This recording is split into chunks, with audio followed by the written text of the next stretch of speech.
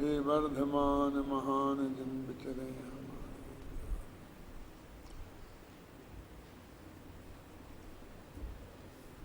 समय सार परमागम की 116 से 120वीं गाथा तक का प्रकरण चल रहा है।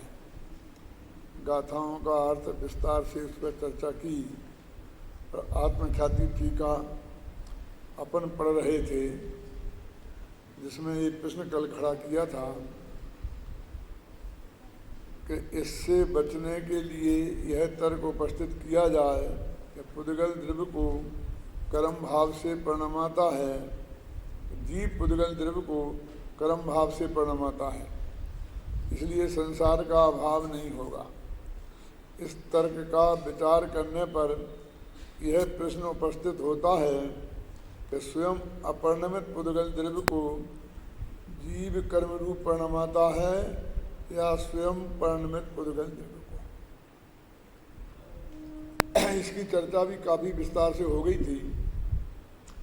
इसमें अपन ने उभयतोपास की भी चर्चा की थी। इस तरह के प्रश्न ये हैं कि दो में से जो भी प्रश्न वो का उत्तर देगा वो उत्तर का गलत होगा। दो तरह से फंसाना, उभयतोपास।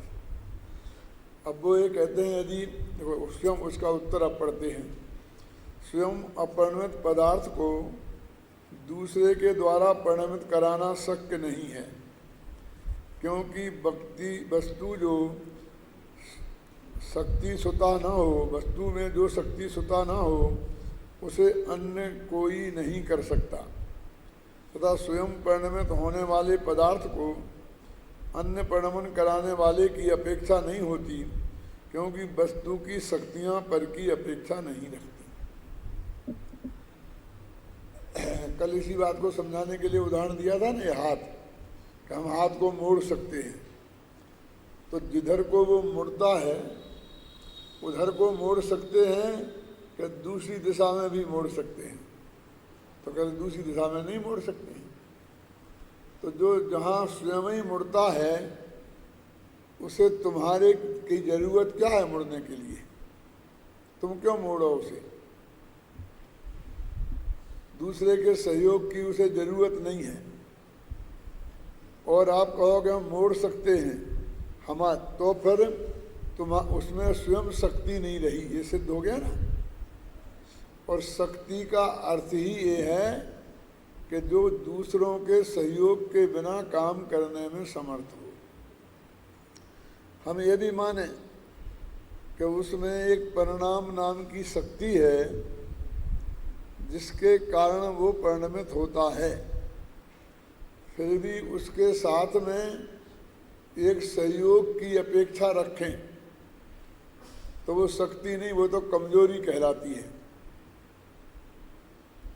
जिसको दूसरे के सहयोग की अपेक्षा हो उसे लोक में शक्ति नहीं कहते हैं, कमजोरी कहते हैं।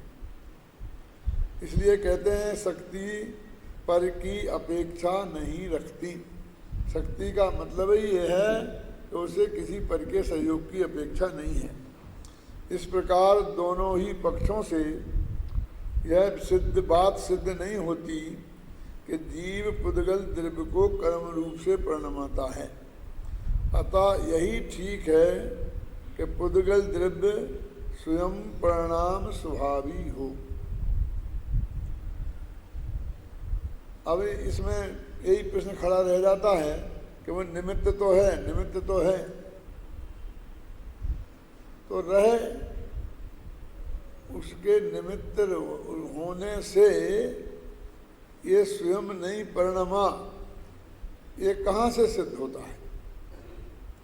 किसी ने हमारे हाथ को ऐसा पकड़ कर ऐसा मोड़ा तो कहे देखो मैंने मोड़ा नहीं, लेकिन तू मत मोड़ और फिर देखो कि वो मुड़ता है कि नहीं। तो तेरे सहयोग के बिना भी मुड़ जाता है, तो तूने मोड़े का क्या मतलब है? अब तुझे हाथ लगा के और कर्ता बनना हो जगत के सामने तो अलग बात है। जैसे अपने मुनिराजों को आहार देते हैं ना, तो एक घर वाले आहार देते हैं, वो पड़ खाते हैं, और फिर महाराज उनके यहाँ आहार करते हैं, उनने आहार बनाया है, सारी व्यवस्था जुटाई है। अब मोहल्ले वाले भी इकट्ठे हो जाते हैं, 150 आदमी इकट्ठे हो गए, तो महाराज 150 कौड़ तो खाने वाले हैं नहीं, तो मैंने ऐसा हाथ लगा देते ना, ऐसा भगवान की पूजा में भी लगा देते हैं, तुमने जल चढ़ाया, हमने तुम्हें हाथ लगा दिया, और जबरदस्ती का हमने भी जल चढ़ाया मान लेते हैं। क्या ये उपचार में भी उपचार हुआ ना, वो द्रव्य अपने आप पढ़ने में थो रहा है और तुम जबरदस्ती हाथ लगाकर ऐसा मान ले कि कार्य मैंने किया, समझे ना, तो अपने मन को राजी करने के लिए बहुत अच्छा है। लेकिन मन राजी कहाँ होता है, फिर भी वो कहता है कि साहब हमारे ऐसे भाग्य कहाँ, हमारे यहाँ तो हार हुआ ही नहीं, अब हमारा भी काते नंबर लग जाए तो अच्छी बात है। इसका मतलब है कि उसका मन कह रहा है कि हाथ लगाने से कुछ हुआ नहीं है। दूसरे को कहने की क्या जरूरत है कि तुमने हाथ लगा दिया था ना, क्यों?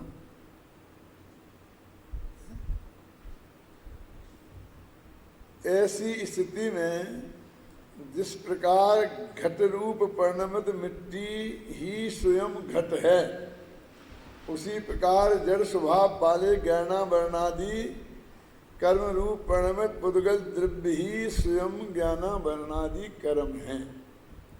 इस प्रकार पुद्गल द्रव्य का परिणाम स्वभावत्व सिद्ध हुआ। यानी जब तक वो स्वतंत्र परिणमन होने की उसकी क्षमता ना हो, तब तक पुद्गल द्रव्य उसका करता है, ये सिद्ध नहीं हो सकता। एक सेठ ने एक नई दुकान खोली और उसमें फुल पावर एक मुनीम रखा कि हम तो रहेंगे अपने गांव में और तुम इस दुकान को चलाना है, और तुम फुल पावर हो, सारा डिसीजन करने के लिए तुम बराबर करना, इस दुकान को अच्छी तरह चलाना, तुम्हारी जिम्मेवारी होगी। यदि वो काम ठीक नहीं हुआ तो फिर तुम उसके जिम्मेवार होगे, और यदि ठीक चला तो तुम्हें पुरस्कार मिलेगा। तो उस मुनीम ने कहा कि अच्छा, मैं सारे डिसीजन मैं स्वयं ले सकता हूं कि हाँ बिल्कुल तुमको ही लेना है, हम तो यहाँ रहेंगे ही नहीं। बहुत अच्छी बात है, लेकिन बस थोड़ा कोई नया डिसीजन लो ना तो मेरे कान में डाल देना है। एक कान में डालना क्या होता है, तो इस तरह हल्के तरीके से कहता है कि जैसे पूरी आज़ादी उसे दे दी। अच्छा, तो आपके कान में डाल दें और फिर आप कहें कि ये काम मत करो, तो हम कर सकते हैं कि नहीं? कि क्या बात करते हो, मैं मना करूंगा फिर भी कर सकते हो? कैसी बात करते हो तुम? तो आप सीधे शब्दों में कहो ना कि जो काम डेली का रूटीन का है और हमने तुम्हें बता दिया है वो वैसे करो, तो कुछ भी चेंज करो तो हमारे कान में डाल देना, माने हमसे पूछ के निर्णय लेना। तो पूरी गुलामी है कि पूरी आज़ादी है? बोलो। भाषा उसे वो ऐसी देता है कि हमने फुल पावर कर दिया, और एक तरकीब से कि बस थोड़ा मेरे कान में डाल देना, और फिर कान में डालेंगे, फिर कान में तुम सुन करके मुंह से कुछ बोलोगे ना तो उसके अनुसार करना है ना, तो फुल पावर तुम ही रहे ना। तो फिर यदि घाटा मुनाफा होगा तो जिम्मेवार भी तुम, नहीं जिम्मेवार तुम होगे। जिम्मेवारी तुम्हारी और डिसीजन हमारा, ये कैसे चले? तो पुद्गल द्रव्य को जैसे कि घड़ा बना मिट्टी, तो घड़ा बन के जो भी दशा दुर्दशा होगी वो वो भोगना तो मिट्टी को ही है ना। अग्नि में तपाया जाएगा तो उस मिट्टी को ही भोगना पड़ेगा ना, वो ताप। कुमार तो नहीं भोगेगा ना। तो जो भोगता है उसे कर्ता होना चाहिए। तो काम बिगड़े तो उसे हम भोगें, और बन जाए और मुनाफा हो जाए तो तुम्हारी जेब में जाए, हमारी तो बनी बनाई तनख्वाह है। क्यों, क्या होगा बोलो। तो कहते हैं भाषा ऐसी है कि पूरी आजादी है, और वास्तव में वो रंच मात्र भी आजादी नहीं है। लेकिन तुम आजादी देने वाले और लेने वाले होते कौन हो? कोई द्रव्य दूसरे को ये परमिशन देता ही नहीं कि तुम हमारे बारे में कोई डिसीजन करो। कौन करेगा? हम ही करेंगे। उसी का नाम तो आजादी है। कि जैन दर्शन तो इसके आगे की बात करता है कि डिसीजन ना तुम्हें करना है ना उसे करना है, ना उपादान को करना है। डिसीजन तो पहले ही अनादिकाल से है। क्या डिसीजन है अनादिकाल से? कि प्रत्येक द्रव्य अपने परिणमन को स्वयं करेगा, क्योंकि उसमें परिणाम नाम की एक शक्ति है। ख्याल में है ना? ये डिसीजन है कि वो तो हमने मान लिया, लेकिन फिर कब क्या करना और कब नहीं क्या करना, ये डिसीजन तो लेना ही पड़ेगा ना। जैन धर्म तक तो यहाँ तक ही बात सम्मति हो जाएगी। जैन धर्म कहता है कि नहीं, कब क्या करना है कि होना है, वो भी अनादिकाल से डिसीजन है। कि वो किसने किया? कि नहीं, किसी ने नहीं किया है, बस वस्तु के स्वरूप में ही है। तो तुम्हारे ही स्वरूप में है ना वो, तो तुम ही होना उसके कर्ता, जिम्मेवार। देखो, एक वस्तु का होता है द्रव्य स्वभाव और एक होता है पर्याय स्वभाव। तो द्रव्य स्वभाव से ये सिद्ध होता है कि इस वस्तु में ये होगा, ये हो सकता है, ये होगा। और पर्याय स्वभाव से ये निर्णय होता है कि जो जो होगा वो किस समय क्या होगा, और वो किस विधि से होगा। ये तीन चीजें हो गई ना। उपादान तीन तरह का है। त्रिकाली उपादान, क्षणिक उपादान नंबर 1 और क्षणिक उपादान नंबर 2। ये नंबर 1 और नंबर 2 इसलिए रखे क्योंकि नाम बहुत बड़े हैं, तो नाम लेने में बहुत समय जाता। क्या? अनंतर पूर्ववर्ती पर्याय से युक्त द्रव्य वो कारण, वो अनंतर उत्तर क्षणवर्ती पर्याय से युक्त द्रव्य वो कार्य बोलेंगे ना। फिर उसका व्यय वो कारण। इतना लंबा लंबा बात नहीं बोले तो 1 नंबर 2 नंबर बोल देते हैं। यहाँ भी आप लोगों को नाम भी नंबर दे दिए जाते हैं ना। हाजी लेने में सबके नाम ले लेके हाजी लें तो 10 मिनट खराब होते हैं। 1 2 3 4 बोलने में 2 मिनट में निपट जाता है। और कुछ नंबर नहीं है। जैसे व्यापारियों के 1 नंबर और 2 नंबर होते हैं, ऐसे कोई क्षणिक उपादान में ऐसे 1 2 नंबर नहीं है। क्योंकि दूसरा नंबर जैसे दिया गया है, काल का नियामक असली कारण वो ही है।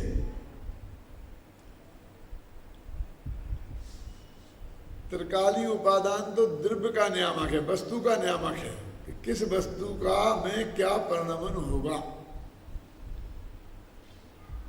अनंतर पूर्ववर्ती परिणाम का व्यय, ये जो उपादान है ना, ये विधि माने प्रक्रिया का नियामक है कि ये काम होगा तो कैसे होगा और कब क्या होगा। काल का नियामक तीसरा उपादान है। और निमित्त में है।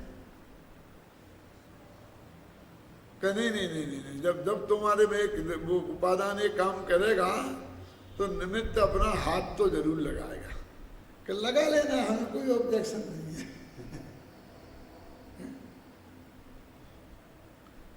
यहाँ तुम्हारे अनुसार यहाँ कुछ होगा नहीं, ये पक्का समझ लो। अब तुम्हें हाथ लगाना है तो खूब लगाओ, हमें कोई ऑब्जेक्शन नहीं है।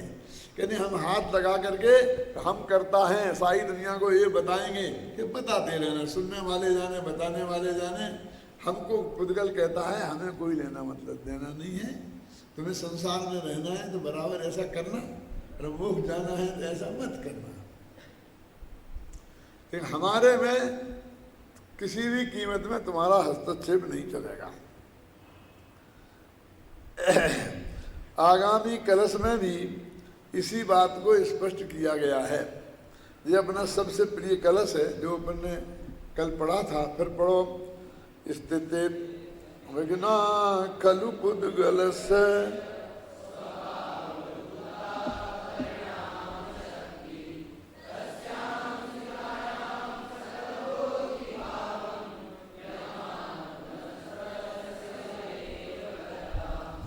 जो उपजाति छंद है, ये कालिदास का प्रिय छंद है।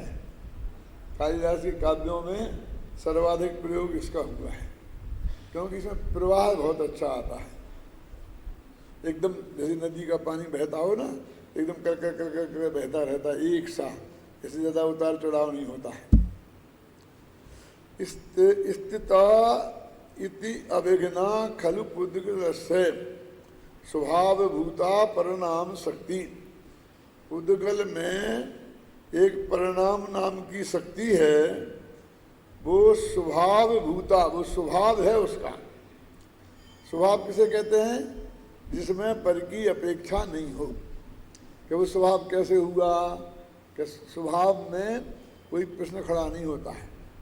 समंत भद्र ने लिखा है, स्वभावो अतर्क गोचरा। स्वभाव में तर्क नहीं चलता, वो अतर्क है। कि अग्नि गर्म है, क्यों है साहब? ठंडी होती तो बहुत अच्छा रहता, ठंडी क्यों नहीं है? कब है गर्म। अब इसमें कोई तर्क वितर्क नहीं चलता। हमें तुम्हारे लिए विचार के लिए कोई गुंजाइश नहीं है। अब तुम्हें जानना है तो छू के देख लो। इसका नाम है स्वभावो अतर्क गोचरा। तो कहते पुद्गल में जो परिणमन नाम की शक्ति है, परिणाम शक्ति माने अपना परिणमन वो स्वयं करे, ऐसी शक्ति उसको स्वभाव भूता, वो किसी कर्म के उदय से उसमें नहीं हुई है, वो स्वभाव है। जैसे अपन पारिणामिक भाव बोलते हैं ना, ये परिणाम, वो है परिणाम शक्ति, वो परिणाम है। ये परिवर्तन को भी परिणाम बोलते हैं। ये विकारी अविकारी भावों को भी परिणाम बोलते हैं कि जैसे जिसके परिणाम होंगे वैसा उसे फल भोगना पड़ेगा। लेकिन ये परिणाम उस शक्ति, त्रिकाल शक्ति के रूप में है। ऐसे भाव शब्द का भी अर्थ बहुत होते हैं। भाव माने द्रव्य, भाव माने गुण, भाव माने पर्याय, भाव माने पदार्थ, सब भावा बोलते हैं ना, उसमें कुछ बहुत अर्थ होते हैं उसके, समझे ना। सर्वे भावा, संपूर्ण भाव। तो कहते हैं ये स्वभाव भूत है। देखो स्वभाव भूत कोई सब चीजें अच्छी होती हैं ऐसा कोई नक्की नहीं है। ये जीवत्व नाम की शक्ति, ये भी स्वभाव भूत है ना। सभी शक्तियां स्वभाव भूत हैं। तो वो परम पारिणामिक भाव उसे कहते हैं। मैंने पारिणामिक भाव तीन तरह के हैं ना, जीवत्व, भव्यत्व और अभव्यत्व। तो जीवत्व तो बढ़िया है ही, भव्यत्व को भी बढ़िया मान लो, और अभव्यत्व को बढ़िया कैसे मानेंगे? लेकिन ये बढ़िया और नहीं बढ़िया तो तुम्हारे राग के हिसाब से तुम बढ़िया हो गया, बढ़िया कह रहे। कोई जीव अभव्य है तो वो उसका पारिणामिक भाव बताया उसे। पारिणामिक भाव की तो अपने बहुत गीत गाए जाते हैं, उसको अपन अरहंत सिद्ध से भी ऊपर रखते हैं, और अभव्यत्व को ऊपर रखेंगे, सब परिणामों को थोड़ी रखते हैं। वो जीवत्व नाम के भाव को रखते हैं, इसलिए उसे अलग बताने के लिए हमने परम शब्द और लगा दिया। लेकिन भव्यत्व भव्यत्व को परिणामिक क्यों कहा? क्योंकि वो किसी कर्म के उदय के निमित्त से जीव भव्य नहीं बना है, और किसी कर्म के उदय से वो अभव्य नहीं बना है, क्षय स्वरूपसम और क्षय से भी नहीं बना है। कोई कर्म की निमित्तता उसमें नहीं है, तो जिसमें पर की निमित्तता नहीं हो उसको बोलते हैं पारिणामिक भाव। कहना ही नहीं, हम तो नहीं मान सकते, निमित्त के बिना तो कुछ होगा ही नहीं, निमित्त के बिना, निमित्त को तो रखना चाहिए। अब तो उड़ाने लग गए आप, पहले तो तुम मानते थे कि रखेंगे, कि रखना ही है, नहीं मानोगे नहीं। हाँ, तो उसमें पुद्गल कर्म के निमित्तित्व का अभाव निमित्त है। तुमको बोलना ही है तो इस भाषा में बोल लो, क्या समझे ना। अभाव, कोई कर्म का निमित्त उसमें नहीं है। ऐसे अभावात्मक निमित्त भी तो हम जगत में कहे जाते हैं ना, लेकिन उनका वो उसका स्वभाव है, और स्वभाव में कोई तर्क नहीं होता, या ना, स्वभावो अतर्क गोचरा। अब क्यों है बहुत से लोग ये प्रश्न करते हैं, भाई उसने क्या गलती करी जिसकी वजह से अभव्य है। एक गलती की होती तो फिर अभव्य कैसे होता? यदि वो गलती करने से अभव्य बना होता तो उसका नाम पारिणामिक भाव नहीं होता, फिर तो उसका नाम औदेक भाव होता। ख्याल में है ना। साहब इसके साथ तो बहुत बड़ा अन्याय हो गया, ये पुद्गल भी कभी मोक्ष नहीं जाएगा, तो इसको अन्याय नहीं लगता क्यों? उस पर तुमने सोचा ही नहीं। आकाश भी भव्य नहीं है, सोचा ही नहीं, क्योंकि इसे डर लगता है कि वो जीव भव्य और अभव्य है ना, उसमें मैं भी हो सकता, समझे ना क्या? क्योंकि पुद्गल में तो मैं हो नहीं सकता, आकाश में तो मैं हो नहीं सकता, इसलिए वो चाहे जैसा हो वो तो उसकी जो भी मिट्टी पलीत होनी हो, अपन प्रभावित नहीं होना चाहिए। लेकिन जीव में मैं भी हो सकता हूं, इसलिए कहता क्यों है, उसने क्या गलती करी, उसको कैसे है, उसके साथ अन्याय है। अब भैया जो प्रकृति में है वो तो है, अब तुम उसमें न्याय अन्याय की बात करेगा तो उसका जवाब हमारे पास कुछ नहीं है। कहना है ना, अभी देखा हम स्त्री क्यों बने, हम नपुंसक क्यों बने, हम पुरुष क्यों बने, हम नारकी क्यों बने, तो इसके जवाब तो देगा हमारे शास्त्र। तूने ऐसे ऐसे खोटे खोटे भाव किए थे इसलिए बने, ऐसा कर्म बंधा था उसका उदय आया इसलिए बना। क्योंकि वो जो पारिणामिक भाव नहीं होंगे उनके बारे में तो सब बात जवाब मिलेंगे आपको, और तू ऐसे नहीं करना। मेरे चित्त में जब से ये महासत्य प्रस्फुटित हुआ है कि एक एक समय का सब कुछ सुनिश्चित है अनादिकाल से, हर द्रव्य का उसकी पर्याय का, तो मुझे ये उपदेश इतना निरर्थक लगता है क्या? सारे शास्त्र भरे पड़े हैं उसमें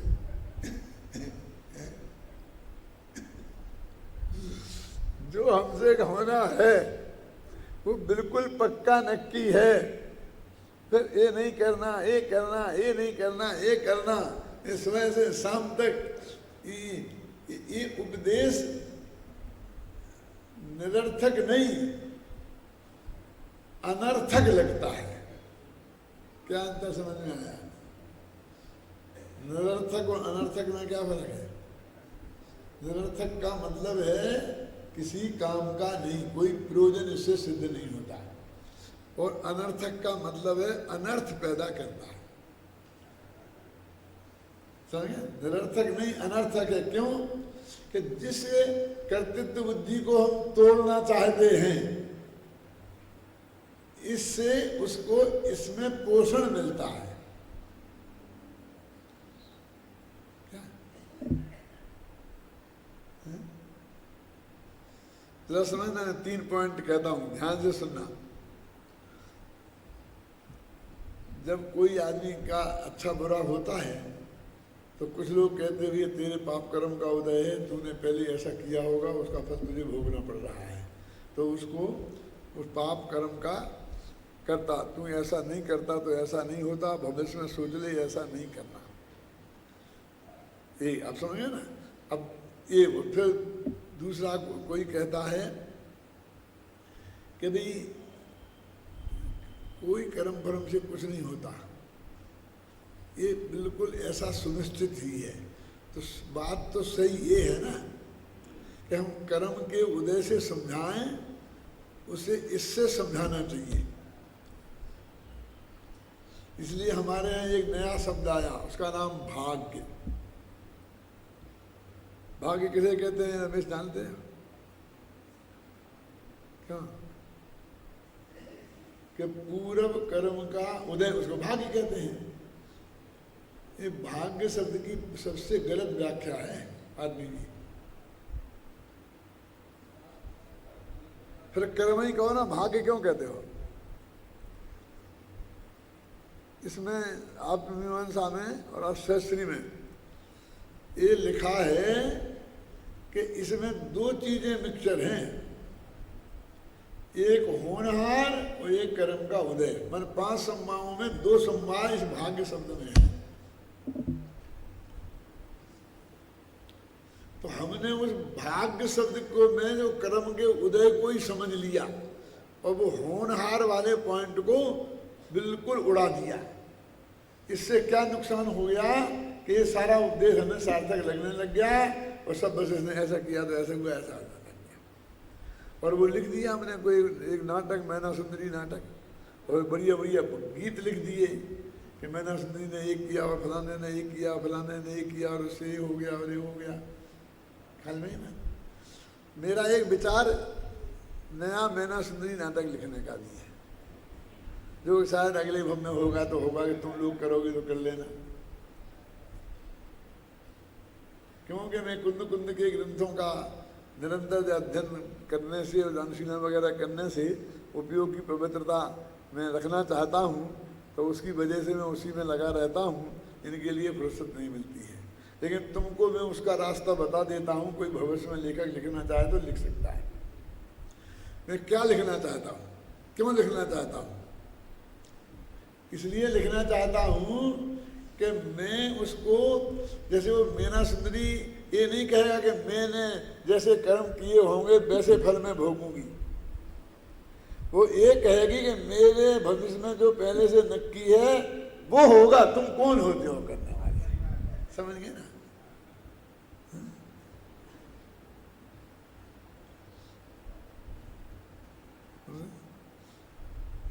यद्यपि ये बात मेरे समझ में उस वक्त भी थी कम, जब मैं 19-20 वर्ष का था। इसलिए मैंने सीता के मुख में 2 शब्द डाले। एक तो ये डाला, किया होगा कोई भयंकर अपराध मैंने गत वर्ष में। बोलो पंक्तियां क्या है?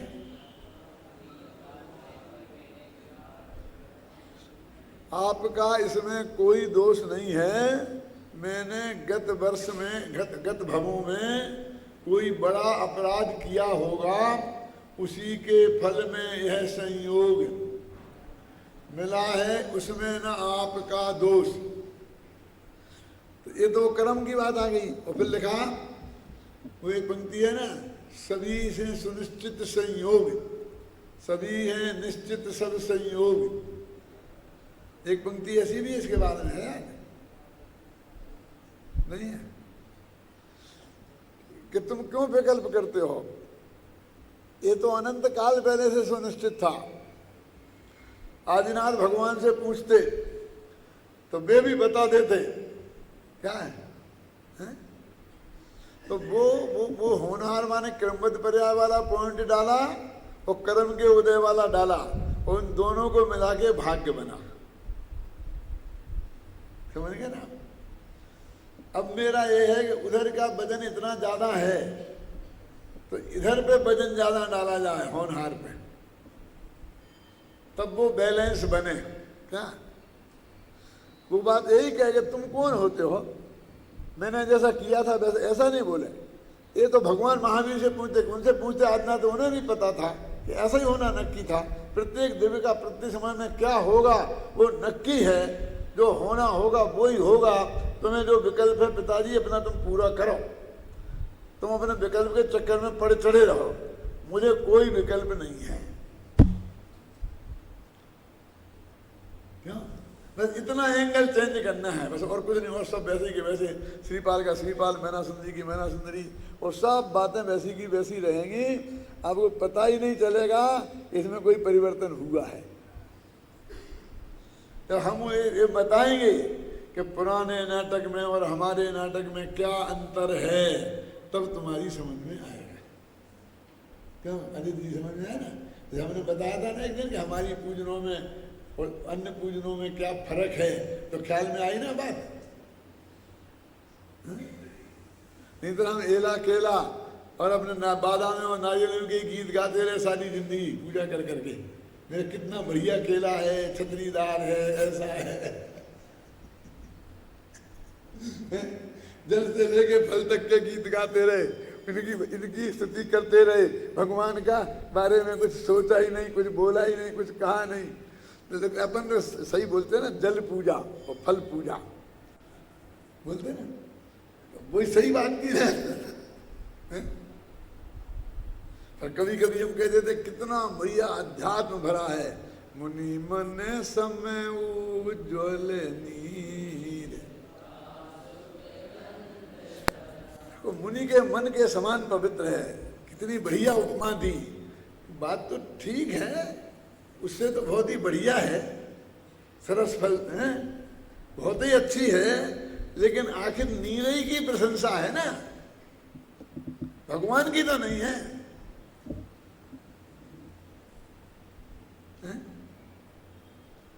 मेरा अंतर समझ में आया ना?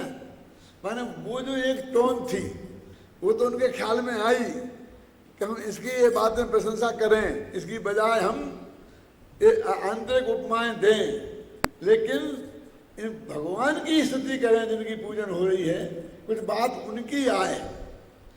इसमें एक क्या तकलीफ है मानो, कहते आदिनाथ की पूजन हो जाए, आदित्यनाथ की संभव न, वो अष्टक उठा के आप कहीं रख दो, क्यों फर्क ही नहीं पड़ेगा।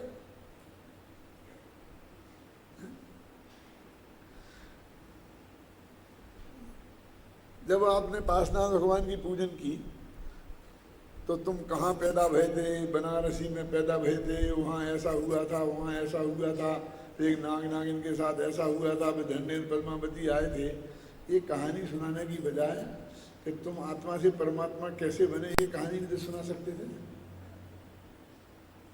क्यों?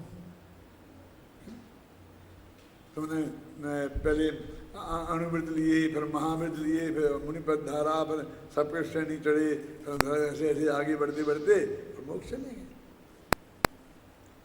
ये क्यों नहीं सुना सकते थे?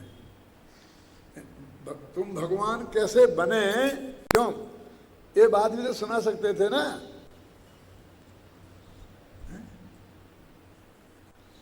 तो अब ये बात चलती है, देखो इसका हिंदी का कलश पढ़े हैं अपन, अच्छा लगेगा।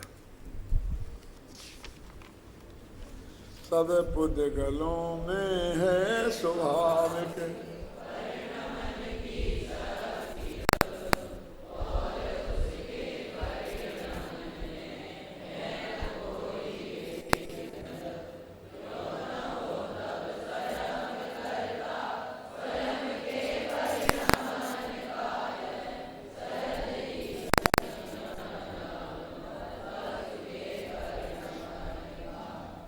वस्तु के परिणमन का ये सहज नियम है, मतलब स्वभाव से ही है, इसमें किसी ने किया नहीं है।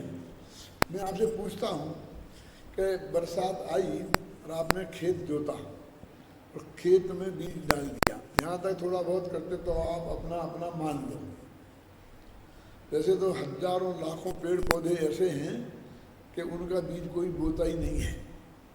जिस खेत में आपने गेहूं बोया है उसमें अकेला गेहूं नहीं होगा, घास भी उगी है, और घास का बीज किसने डाला था बोलो?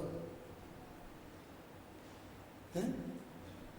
तो तुम्हारे बीज डालने से कुछ हुआ है, इसमें कुछ दम नहीं है। और फिर फल आएंगे तब तुम उसे काट लोगे। क्यों? इसके अलावा तुम्हारा क्या कर्तव्य है मुझे ये बताओ। मैंने बरसात की बात क्यों की? क्योंकि अभी तुम्हें पानी देना भी तुम्हारे हाथ में नहीं रहा, तुम्हें नहीं करना है। यदि मैं सर्दियों वाली फसल की बात करता, गेहूं बोआता, तो कहते कम से कम पानी तो देना पड़ता। समझ गए क्या कह रहे हो? यानी बरसात हो गई, जमीन गीली है, आपने बीज डाल दिया, बस आराम, वह फल आएगा, तब पक जाए पूरा, तब काट लेना और ले लेना। क्या किया तुमने? तो वो कहता है कि अरे मैंने कोई गाय भैंस उसको खाना जाए पेड़ पौधे को, इसलिए उसकी रक्षा की, रात रात भर में खेत पे ही सोया, घर में नहीं सोया, इसलिए मैंने बहुत काम किया है। ये मैं क्यों सुना रहा हूं कि वो कह रहे कि प्रत्येक पुद्गलों में परिणमन करने का स्वाभाविक गुण है। तुम क्या करोगे उसमें? कि हम उसमें कोई विघ्न नहीं आने देंगे। क्या? तो और उसके परिणमन में है ना कोई विघ्न, जब कोई विघ्न है ही नहीं, जब कोई सहयोग नहीं कर सकता है तो कोई विघ्न भी नहीं कर सकता है। अब तो तुम्हारा काम बिल्कुल ही नहीं रहा ना। सब पुद्गलों में है स्वाभाविक परिणमन की शक्ति जब, और उसके परिणमन में है न कोई विघ्न जब, तो क्यों ना हो तब स्वयं करता स्वयं के परिणमन का, पर तुमको बीच में क्यों लाए? जब फुल पावर उसमें है, कोई बाधा भी नहीं है ना। एक बच्चा पैदा होता है तो अपनी उसमें उस शक्ति से और बढ़ता जाता है क्यों? और बढ़ता जाता है। अब आपने कहते हमने पाला पोसा, कितना कितना कितना वो होता है। कल तो टीवी पे एक बहुत विचित्र समाचार आ रहा था, बहुत लंबे समय तक आप लोगों ने शायद देखा होगा कि एक बच्चा मर गया था अमेरिका में, लॉकडाउन ने मृत घोषित कर दिया था, लेकिन उसकी माँ ने नहीं माना और जबरदस्ती वो डॉक्टर से अपने बच्चे को छीन के ले गई और अपनी छाती से बिल्कुल कपड़े खोल के ऐसे अंदर छाती से उसने चिपका लिया और चिपकाती रही और उससे मैं बोलती रही कि तुम आए चलती रही यार करता, तुम्हारी बहन है, तू बहन के साथ खेलेगा, वो तेरा इंतजार कर रही है, ये करे। ऐसी बातें जो कभी वो सुन ही नहीं सकता, वो सब बातें इसमें बता रहे थे। ऐसी बोलती रही और 2 घंटे डॉक्टरों ने बहुत कहा कि मर गया है, इसको देखो। और उसके पति ने भी मान लिया, उसने भी बहुत कहा, लेकिन वो मानी ही नहीं। और 2 घंटे बाद वो बच्चा एकदम रोने लग गया और एकदम माँ का दूध पीने के तैयार हो गया और जिंदा हो गया। तो वो कह रहे थे अमेरिका के डॉक्टर सब कि इसका मतलब है कि माँ की स्नेह में इतनी ताकत है कि वो मरे बच्चे को भी जिंदा कर सकती है।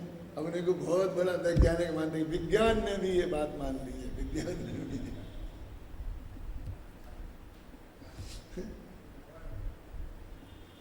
अब असलियत में वो डेथ कैसी हुई होगी? जो मेडिकली डेथ, जो मेडिकल में मान लेते हैं ना, ऐसी डेथ हुई। वास्तव में मरा नहीं होगा। और ये बात सही है कि उसे ऐसा ही छोड़ देते, 2 घंटे में गाड़ देते तो मरना ही था, वैसे ही छोड़ देते तो। लेकिन उसको माँ छाती से चिपकाई रही तो उसमें का नेचुरल गर्मी उसे मिलती रही जो उसके माँ के पेट में मिलती थी। तो उसका टेम्परेचर बहुत डाउन हो गया था, जितना डाउन होने से वो मरा मान लेते हैं डॉक्टर। और उसने टेम्परेचर को मेंटेन कर लिया, वो खुद ही कह रहे थे कि वो टेम्परेचर को मेंटेन कर लिया, जिंदा हो गया, जिंदा हो गया। एक विश्व का ये आश्चर्य हो गया, सब बराबर बराबर बराबर, माँ में कितनी ताकत है, माँ में कितनी ताकत है। क्या अब उससे क्या होगा कि कोई भी माताएं बस छोड़ेंगी नहीं, वो 4 घंटे तक पागल बनी रहेंगी और मुर्दों को जलाने नहीं देंगे। और लोग भी कहेंगे, कोई भक्तांबर का पाठ करेंगे, कोई नमोकार मंत्र का पाठ करेंगे, कोई अपने छाती से चिपकाएंगे, कोई ये करेंगे, ये सब हो जाएगा। आप करके जला सकते हैं। और आध्यात्मिक शक्ति बहुत होती है, इसको आध्यात्मिक बोलते हैं। आप लोगों को किसी को पता होगा, यहाँ जब मोरारजी देसाई आए थे, प्रधानमंत्री थे वो जब, और एक आध्यात्मिक सम्मेलन श्वेतांबरों ने किया था। तो उस आध्यात्मिक सम्मेलन में मैं भी वक्ता था और मोरारजी देसाई भी थे, और भी तो लोग होंगे जो है।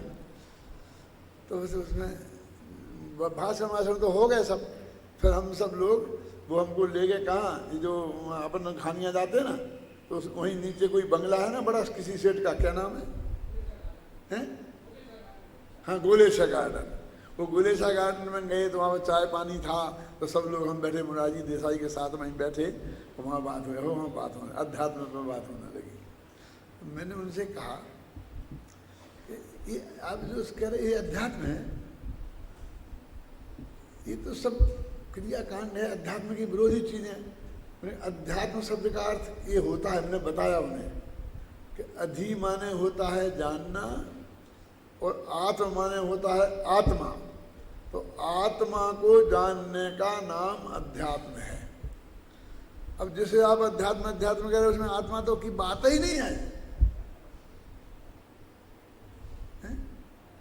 आध्यात्मिक शक्तियां ऐसा मान करके समझने लग गए, जैसे उसका सांप का जहर उतर गया, वो हो गया, ये हो गया, ये हो गया, ये सब आध्यात्मिक शक्तियां हैं। हमने भौतिक शक्तियों को माना है। क्यों? हमने एकदम ऐसा किया तो आकाश से पानी बरस गया। ये जो महागीत मिथ्यात्व है, उस सब को आध्यात्मिक शक्तियां जैन विद्वान भी कह रहे थे, वे भी कह रहे थे कि बड़ी आध्यात्मिक शक्ति है। वो कोई माने उपवास किए थे, तो इतने उपवास करने के बाद में भी वो जिंदा है और बिल्कुल स्वस्थ है। वो आध्यात्मिक शक्ति के कारण वो जिंदा है। तो इसमें अध्यात्म कहाँ है? तो वो ऐसा देखने लग गए कि मैं कौन सी चिड़िया घर से आया। मैं कहा अध्यात्म तो इस स्त्री का नाम है। फिर वो प्रधानमंत्री मिट गए। अब उसके बाद मुंबई में एक वो हॉल है,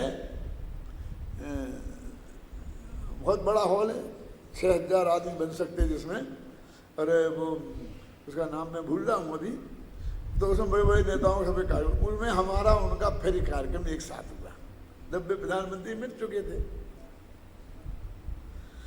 तो मेरे को देख करके ऐसे देखे, बहुत देखे, क्यों? उनके दिमाग में तो वो बात निकली रही थी। और फिर मेरा अहिंसा पर व्याख्यान हुआ, उन्होंने सुना पूरा। और उसके बाद में जो उनने बोला, वो इसके विरुद्ध बोला कि भाई ऐसा है, अध्यात्म नहीं है, ये अध्यात्म है, ये भी है, ये भी है, ये भी क्या क्या अध्यात्म है, उनने वो सब बताया। पहले का उनको ध्यान होगा ना, पहले का। और फिर मेरा अहिंसा का भाषण, उससे और नमक उस पर चढ़ गया संग में। तो वो सब बोलते रहे। लोगों की तो कुछ समझ में नहीं आया क्या हो रहा है। क्या बोले साहब जी, क्या बोले साहब? मैंने कहा वो तो अपना मूत्र पी करके वो जो बीमारियां ठीक करना, उसका नाम अध्यात्म मानते हैं क्या? क्यों? उन्होंने कोई दवाई नहीं ली भौतिक, अपना मूत्र तो अध्यात्म है।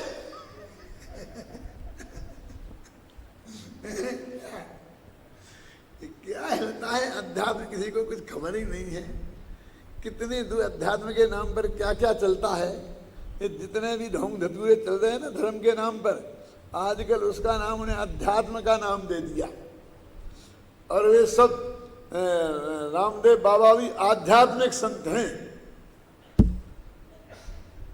जिनके मुंह से आत्मा शब्द ही नहीं निकलता कभी। कल में ही ना, वे आध्यात्मिक संत हैं। अरे भाई, अध्यात्म शब्द का सीधा अर्थ है, उस पर विचार कर लो ना। अधि माने होता है जानना, अधिगम माने जानना तो होता है ना, जानते ना आप।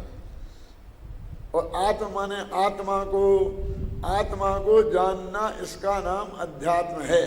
तो जो आत्मा के जानने संबंधी चर्चा है वो सब आध्यात्मिक चर्चा है, और उसके अलावा कोई भी चर्चा आध्यात्मिक चर्चा नहीं है। क्यों?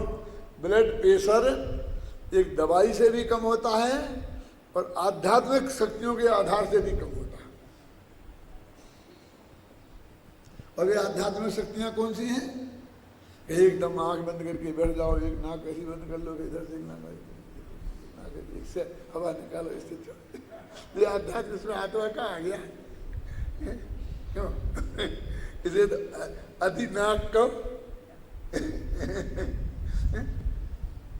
ऐसा करो, ऐसे छोड़ो, ऐसे करो, ऐसे करो, ऐसे पेट करो, पेट को ऐसा करो, इसमें अध्यात्म कहाँ से आ गया?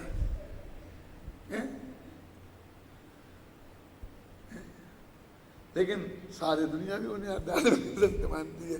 आत्मा का कहीं नाम ही नहीं है। आत्मा के नाम से चिढ़ है, आत्मा के नाम से बुखार आ जाए।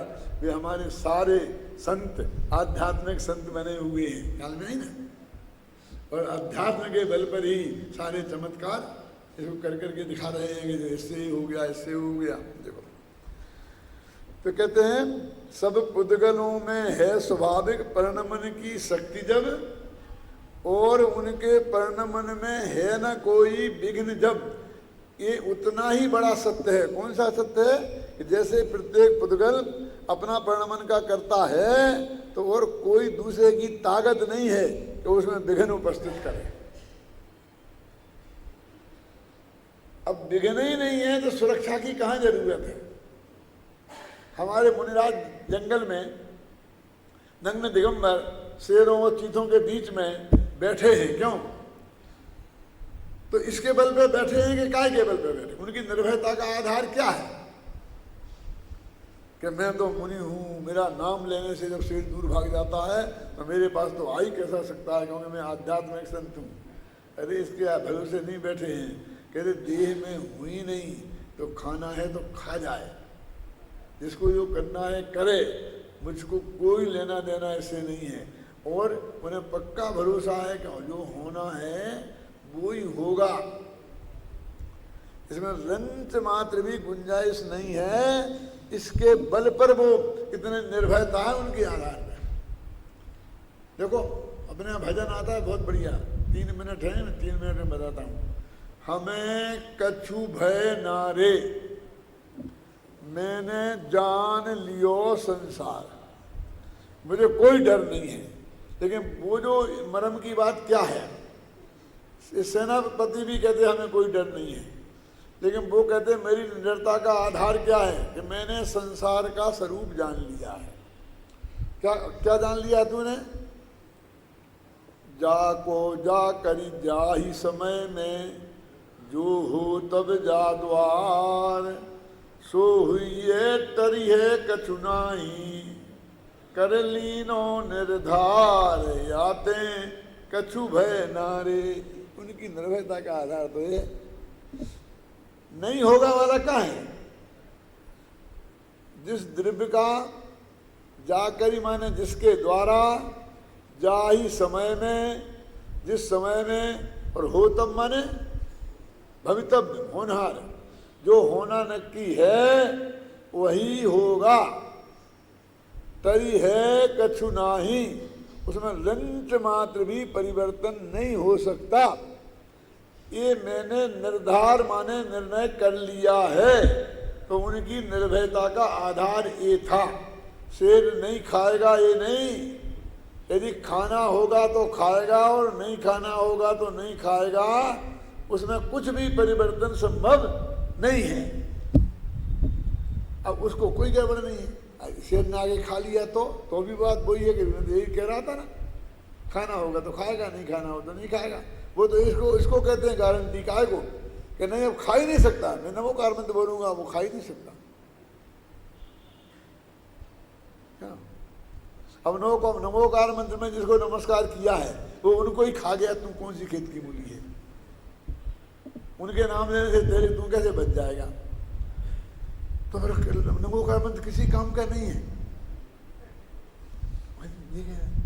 तुम नमोकार मंत्र की महिमा कम कर रहे हैं। तो बनाना नहीं, मैंने सारे देश में पिछले वर्ष ये नमोकार मंत्र की ऐसी ही महिमा सुनाई है और लोग दांतों के उंगलियां दबा रहे, कोई ने एक शब्द नहीं बोला, क्योंकि उसके पीछे तर्क युक्तियां आगम का इतना जबरदस्त आधार था क्या कि कोई बोल ही नहीं सकता। नापसंद तो बहुतों को हुआ होगा, लेकिन बाद में तो ये पोजीशन हो गई थी शांति जी कि हर गांव से ये आते थे, हमारे यहाँ तो नमोकार मंत्र का ही होना, दूसरा व्याख्यान हमें चाहिए ही नहीं। अब पर्यूषण में जा रहा हूँ ना बड़ौदा, तो एक नमोकार मंत्र का तो करना ही पड़ेगा। और पब्लिक मीटिंग में वो पब्लिक को बुलाएंगे, पूरी मीटिंग करेंगे खुले मैदान में, सभा में पंडाल बना के, और उसमें एक नमोकार मंत्र का तो होना ही होगा। और बाकी तुम जो चुनो से चुन लेना, 3 होंगे, संडे आएंगे ना, 3 संडे फंडे, बाकी जो जिन्हें पर 10 दिन चलेंगी। इसका मतलब ये जनता तो समझना चाहती है, लोग समझते हैं विरोध होगा, ऐसा मत कहो विरोध होगा। कहाँ हुआ विरोध? एक आदमी ने अकेले में भी आकर के एक शब्द नहीं बोला, हजारों आदमियों ने आकर के महिमा गाई कि आपने बहुत बताया, गजब किया गजब किया। हम मुफ्त नहीं डर रहे हैं, लेना नहीं देना नहीं है, लेकिन एक बात समझ लेना बेटा कि तर्क युक्ति आगम अपने को पूरा मजबूती से चाहिए। ऐसी चार जैसी ठोक दी और कोई आपके पास उसका नहीं है तो पिटाई होगी, फिर मुझे दोष मत देना, नहीं तो हाथ मत डालना। ख्याल में आई ना? लेकिन एक सब पूरे आगम के आधार पर अब मैं एक कह रहा हूं एक शब्द कि अध्यात्म का ये अर्थ है। अब उसमें आत्मा तो आ ही नहीं रहा तुम्हारा, तो इसको हाँ, बात तो सही कह रहे, बात तो सही कह रहे। कहाँ है आध्यात्मिक शक्ति? आत्मा की शक्ति कहाँ है? तुम तो मंत्र की शक्ति बता रहे, मंत्र माने आत्मा थोड़ी है। क्यों? उसके उच्चारण की शक्ति बता रहे हो, तो उच्चारण तो पुद्गल का शब्द, भाषा वर्णना तो पुद्गल की है, इसमें आत्मा का क्या है? समझ में आती है बात? इसलिए कहते हैं देखो, क्यों ना हो तब स्वयं करता स्वयं के परिणमन का। फिर क्यों नहीं, दूसरा क्यों करेगा? यह सहज ही नियम जानो वस्तु के परिणमन का। नाटक समय सार में देखो अपन ने बताया था दोनों में फर्क क्या है।